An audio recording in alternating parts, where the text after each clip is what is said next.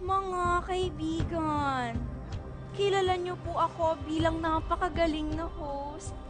Napanood ninyo ako sa aking mga talk shows before, nung nagsimula pa lang ako. Pero ngayong tanghali, ibang Kissy ang matutunghayan. What's matutunghayan? Mapapanood. Sana yun na lang yung nilagay mo. Pawiti ka pa. Anyway, dito nyo po mapapanood ang aking bagong segment kung saan nangumbida kami ng mga taong kilala nating magkaaway. Pero hindi natin uungkatin ang kanilang pinag-awayan. Instead, we will bring peace, love, love, love. And as your host, nakaka-relate talaga ako sa mga ganyan, sa mga nangaaway. Pero hindi ako dinidiretso. Ang hirap lang kasi. Kissy! Bakit? Kissy! Wala na sa script yung mga sinasabi mo.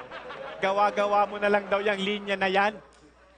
I know. Gusto ko lang kasing maging dramatic yung entrance. Parang yung ginawa ko sa Pido Dida 2. Kaya nagdagdag ako. Huwag ka mangingialam, show ko to. Ang luma, Hindi, kasi pinapaalala ni Direk na talk show daw to, hindi to horror fantasy. Okay, fine. So, I'm flexible naman. So, okay, i-intro ko na. Oh, ready ka na? Aha. Okay, 3, 2, 1, action! Mga kaibigan! Welcome sa aking pinakabagong special edition show, ang Pwedeng Magpasaway with Kissy!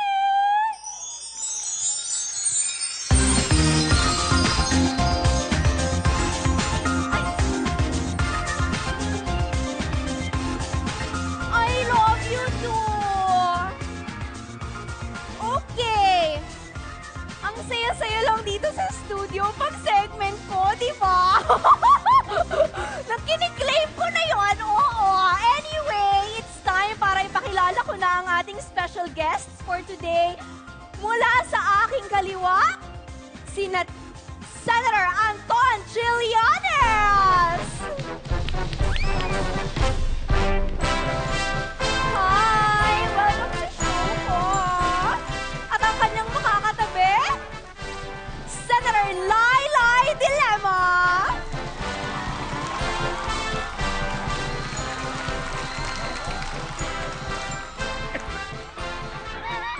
At sa akin namang kanan, ang very popular General Ibato!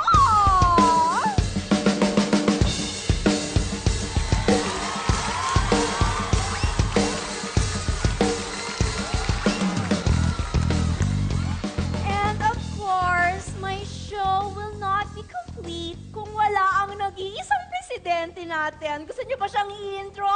President Rodney Dugong Duterte! Hi!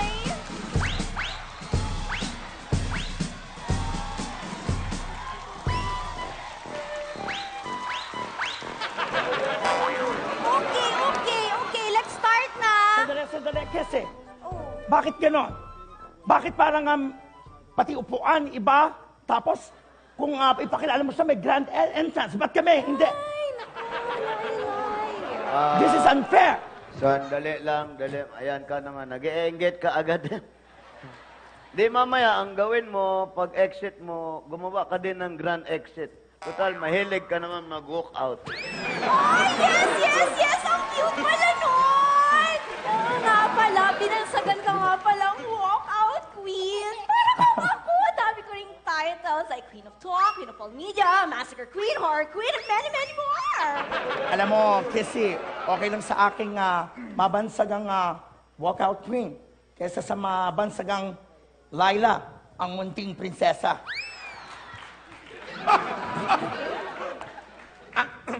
Kissy, Yes? munting prinsesa, hindi naman siya maliit. General Ibato, nasabi naman yan na siya ay isang munting prinsesa. Nasa transcription naman yan. Kahit pa basahin natin yan sa harap ninyo, kaya she deserves an apology! Yes, I deserve an apology. Naku, Or eto- Senator Trillanes, you are so brave. You remind me so much of my dad. So much. Sorry, Kissy. Kissy, Yes. sasagutin ko lang yung sinasabi niya. Bakit ako mag-a-apologize? Wala naman akong ginawa.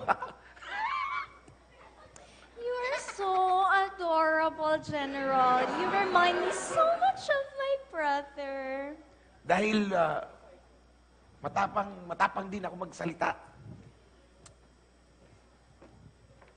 Basta, you remind me of him.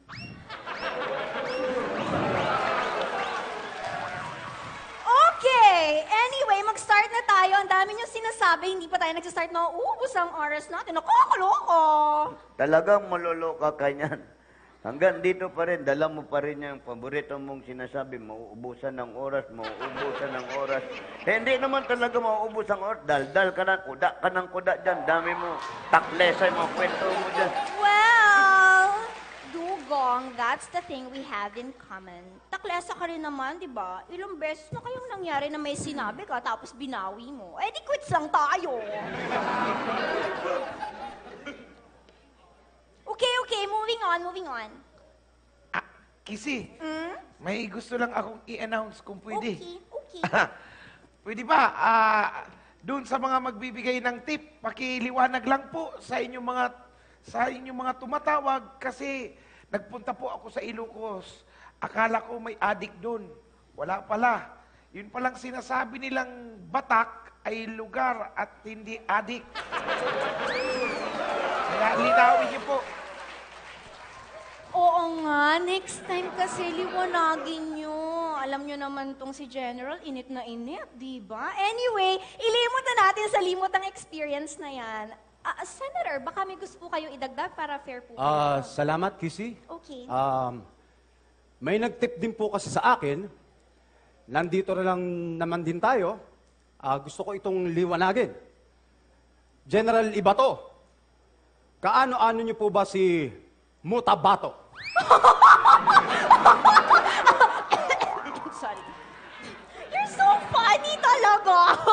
May nag-tip lang, related daw sila. Sounds like love related na agad. Ang iba to ay 5 letters lang. Samantalang ang Matabato naman ay 8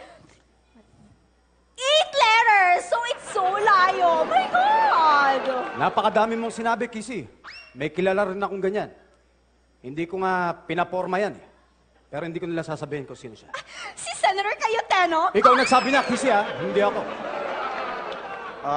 Mawalang galang na sa inyo. Madami tayong masyadong sinasabi. Mabuti pa, wala namang pupuntahan tong pag-uusap natin. At ikaw, Kissy, dapat nakatahimik ka lang. Kung hindi lang, may microphone ka dyan, pinindot na rin yan, hindi ka na nakapagsalita. Daldal kasi. Hindi ko gawain yan. Nadulas lang po yung daliri ko. The fingers faster than the mouth. Pwede ba? Pwede ba? I'm asking every one of you. Ituloy na natin tong show. At meron pa akong press con na pupuntahan. Ay, bongga. Ayan ka na naman, press con. Mahilig ka mag-press con, ba't di ka gumawa ng pelikula? Join me. Excuse me, are you insinuating something? No, ayan O baka gusto mong maging leading man ko sa pelikula? Nakakatuwa kayong dalawa. Naalala ko tuloy yung pelikula namin ni Renel. Pido Dita 2. Anyway, meron ako mga hypothetical questions for you. Titignan natin kung ano yung isasagot ninyo. Okay. Are you ready? Yes, Pwede na. Okay. Ang Ready? first okay. Ready? Ang first question, ano ang gagawin ninyo kapag naiinis ako? Joke! Ay, naku! Hindi na kayo mabiro. Okay, let's get serious na. Gusto mo rin mag-comedian, no? Sana! Anyway, ano ang gagawin nyo kung sakaling may malaking bato na gumulong papunta sa inyo? Ang dami naman pwedeng gumulong. Bakit bato pa? Ayoko sumagot yan. Ako ay Hindi ako pinalaki na duwag ng tatay ko.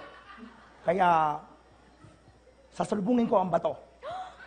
Pareho kami ng sagot ni Senador. Ako rin po ay pinalaking matapang at hindi duwag. Kaya haharapin ko po yon. Gaano man po kalaki yung bato. Kung ako naman ang tatanungin nyo tungkol diyan sa bato, iilagan ko yan. Ilagan ko yung bato. Kayo na lang dalawang sumalubong. Ang sabi nga, the two of you against the stone. Gusto mo rin maging komedyante? Salamat. Well, kung ako naman yung tatanungin Walang ninyo. nagtatanong sa'yo, Kissy. Wala. Next question, please. Next question, please. Next question. Just in case lang naman. Anyway. Tignan ko, lumaban ka dyan, lagot ka ng Gusto mo ba pakainin kita ng saging na saba? Para tumahimik ka. Anyway, my next question is, kung naligaw kayo sa gitna ng mga damo na lampas tao, paano kayo makakalabas doon? Sisindihan ko yung damo! Sisindihan ko yung damo! Ganun ang gagawin ko. Excuse me, hindi pwede yan. Huhulihin kita pag sinindihan mo yung damo. Walang pakialaman kung yun ang sagot Okay. ni Senator Dilema. Okay, calm down, calm down. Cindy Sampson, apology! Calm down. Okay. Kalma tayo. Anong apology? Anong apology? Ha? Anong sinasabi mo apology? Isisindihan niya yung damo. Kung kumalat yung apoy, masusunog tayo. Di ba? Ha? Tomo, that's correct. May point ka na. Alam niyo, wala na kayong respeto sa Pangulong niyo. Pag-uuntugin ko kayo na. Tomo!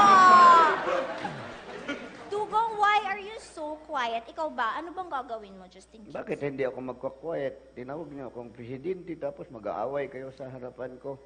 Bakit kasi ganyan yung mga tanong mo? Kanina, malaking bato, tapos ngayon, mataas na, damo naman yan. No? Kasi nga, they told me na dapat safe yung mga questions. Kasi baka mamaya magkamali ako lang sasabihin. Tapos maalala niyo yung mga away niyo. And that's very, very bad. Kaya okay, erase na lang natin. Pumunta na tayo sa next part of the show. Hiniram ko muna ang segment na to kay Friendship. Since she's not here today, lalaroin natin ang matching game! Titignan natin kung gaano kakilala nila Senator Dilema at Trillanes ang isa't isa. At syempre, sina Dugong at General. Darla, whiteboards please! Ilabas na yan! Oh my God, you're eating na naman! Nakakaya sa guests natin! Sinabi ko pala wala tayong snack sa likod! Bilisan mo ah! Hindi ba tayo malalibel nito, Kissy? I'm very sorry. Pinagda-diet ko na siya kasi thank you. medyo yung figure Thank you niya po. hindi na healthy. But anyway, thank you, Darla. Thank you so much. Ang aking first question ay, are you guys ready? Yes. Ready. Okay. Ano ang ikinakagalit ni Dugong at Senator Dilema?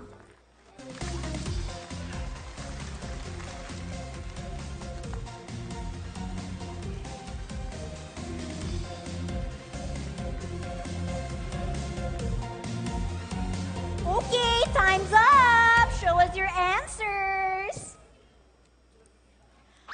Ang ayaw ni Senator Dilema ay ang pinagbibintangan. Yes. Ayoko na pinagbibintangan ako. I hate that.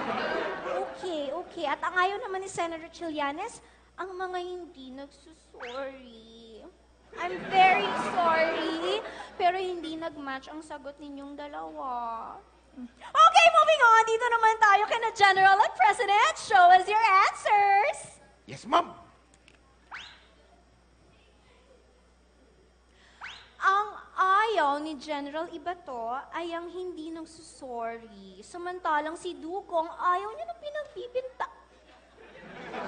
Wait lang!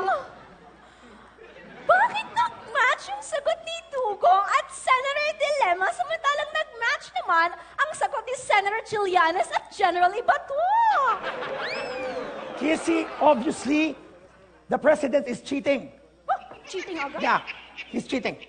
Malayo Pareho mo. kami sagot. Paano kung Layo mo, hindi ko ma-cheat okay, yan. this Uy. is not an exam. Okay, Tumigil ka, everybody oy. calm Wag mo down. kong anuin, oy. Calm down. My next question is, Malayo ka dyan, mo. Uy. ang ating last question ay, ano ang favorite expression ni Dugong at Senator Dilemma? Ano yung favorite niyong expression? Para ko, ha! Ganon.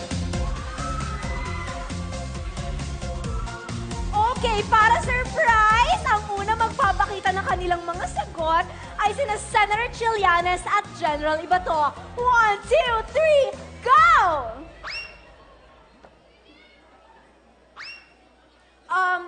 Okay. At least nagkasundo kayo, no? Pareho kayo ng sagot. Wala.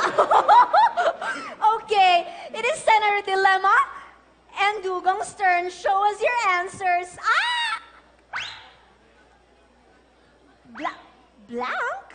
Okay, nag-match din yung sagot nila. Pero bakit blank, Senator? Ano ba yung expression na yan? Kasi pwede bang ibulong ko na lang sa'yo yung kung ano yung expression niya. Baka kasi may gumaya. Okay, sure. Ha? Nakakaloka ka, ha? Sa itsura mong yan? Diyos ko. Mabuti na lang binulong mo kasi baka masensor tayo. Okay, si Dugong naman. Ano naman yung sagot? Ibulong mo na lang din sa... Ay, no. I have a better idea. Bakit hindi mo na lang isulat and then show your answer to the four of us? Sa amin lang apat, Dugong, ha? Behave. Okay. Anytime you're ready, within the day, Dugong, within the day. Mukhang hindi na naman nakikinig sa atin ang I think, Pangulo. yeah, he's inventing something. He's cooking something na naman against me. He's plotting something. Pakita ko na lang sa inyo. Yes, please. Siyempre, expression ko ito na laging sinasabi natin, pero ayoko na magsalita ng bad words. Ay, na ako why? talaga. Pakita ko na lang sa inyo. Okay, apat. okay. Anytime you're ready.